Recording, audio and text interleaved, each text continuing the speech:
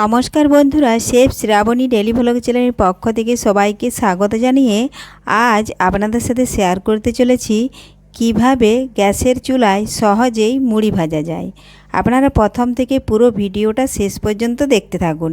ভিডিওটি ভালো লাগলে একটা লাইক দিয়ে পাশে থাকুন ও বন্ধুদের সাথে শেয়ার করে দিন। চলুন তাহলে শুরু করি। তো দেখুন বন্ধুরা, এখানে আমি এক বাটি চাল নিয়েছি। এই দেখুন, এই চালটা আমি কাপে সামান্য পরিমাণ মতো জল নিয়েছিলাম আর তাতে লবণ দিয়েছি।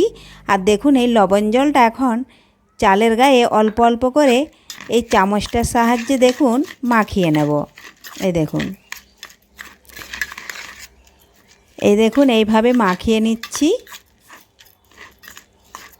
মেশিনে বা প্যাকেট মুড়ি যেটা খান আপনারা, সেই মুড়িটাও কিন্তু এইভাবে ওরা চালটা না ধুয়েই এক বস্তা চাল বড় জায়গাতে ঢেলে নেয় আর লবণ জল ছিটিয়ে মাখিয়ে নেয়। এই দেখুন, এই জন্যই মেশিন মুড়ির জলটা এতটাই ঘোলাটে হয়, কিংবা জল ঢেলে খেলে অনেক সময় ফেনা ফেনা ভাব হয়, যেহেতু চালটা ইউরিয়া দিয়ে তৈরি। এই দেখুন, লবণ জল মাখিয়ে নিয়েছি। এখন আমি এটা বেশ কিছুক্ষণের জন্য একটু ঝরঝরে ভাব হওয়ার জন্য কিছুক্ষণ রেখে দেব। তো দেখুন বন্ধুরা, ঝরঝরে হয়ে গেছে, জলটা চালের গায়ে টেনে গেছে। এখন আমি একটা কড়াই নিয়েছি, ননস্টিক কড়াই। সেই কড়াইয়ের মধ্যে দেখুন চালটা ঢেলে বেশ কিছুক্ষণ সময় নিয়ে হালকা আঁচে গ্যাসেই দেখুন আমি নাড়াচাড়া করে নেব। খুব বেশি আঁচ দেওয়া যাবে না, তাহলে কিন্তু অনেকটাই পুড়ে যাবে বা চালগুলো ফুটে যাবে। তো দেখুন এইভাবে আস্তে আস্তে একটা আমি কাঠের খুরপি নিয়েছি, দিয়ে ওইভাবে আস্তে আস্তে নাড়াচাড়া করে নিচ্ছি। তার আগে যদি কোনো বন্ধু আমার চ্যানেলে নতুন হয়ে থাকেন, চ্যানেলটি সাবস্ক্রাইব করে বেল আইকন হলে সেট করে দিন সবার প্রথমে আমার রেসিপি বা ব্লগ ভিডিও পেতে। তো দেখুন বন্ধুরা, চালটা কিন্তু অনেকটাই গরম হয়ে গেছে। মাঝখানে গ্যাসের আঁচ কিন্তু যদি কমিয়েও দিই তাও কিন্তু একই রকমই জ্বলতে থাকে। এই জন্য একবার কমিয়ে দিচ্ছি আর একবার একটু বাড়িয়ে দিচ্ছি, তাহলেই চালটা হাত দিয়ে দেখে নিলাম খুব গরম হয়ে গেছে। আর একটু গরম করে নেব, চালের কালারটা কিন্তু অনেকটাই লাল হয়ে আসবে। তখন নামিয়ে একটা অন্য পাত্রে ঢেলে নেব। এইভাবে আপনারাও বাড়িতে খুব সহজেই গ্যাসের চুলাতেই সাদা ধপধপে মুড়ি বানিয়ে নিতে পারবেন সহজেই। এই দেখুন এইভাবে নাড়তে হবে। খুব বেশি আঁচ বাড়িয়ে দিলে কিন্তু হবে না।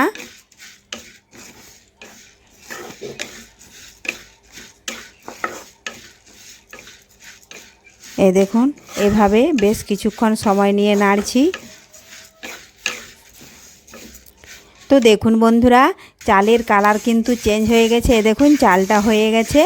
এখন আমি এই চালটা একটা অন্য বাটিতে ঢেলে নেব। তা না হলে কিন্তু কড়ার মধ্যে যদি রেখে দিই তাহলে চালটা পুড়ে যাবে, কারণ কড়াইটা অনেকটাই গরম আছে। এই দেখুন নিচে নামিয়েও আমি একটু নাড়াচাড়া করে নিচ্ছি। একটু চালটা ঠান্ডা হতে দেব, খুব গরমও কিন্তু মুড়ি ভালো হয় না। এই দেখুন চালটা ঢেলে নিয়েছি আর এখন আমি লবণ নিয়ে নিয়েছি। আজকে কিন্তু লবণ দিয়েই ভাজবো।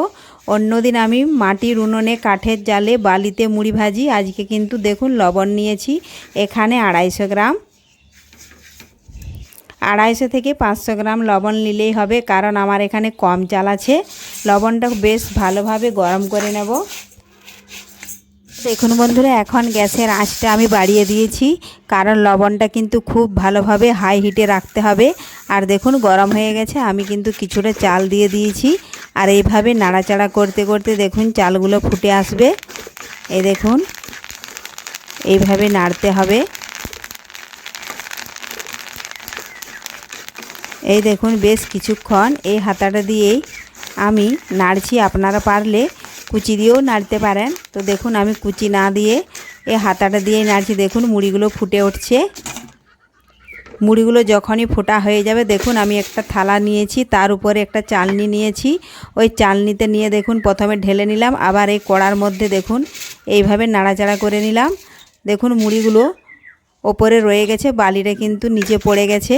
এবার ওই বালিতে আবারও কিছুটা আমি চাল দিয়ে দেব।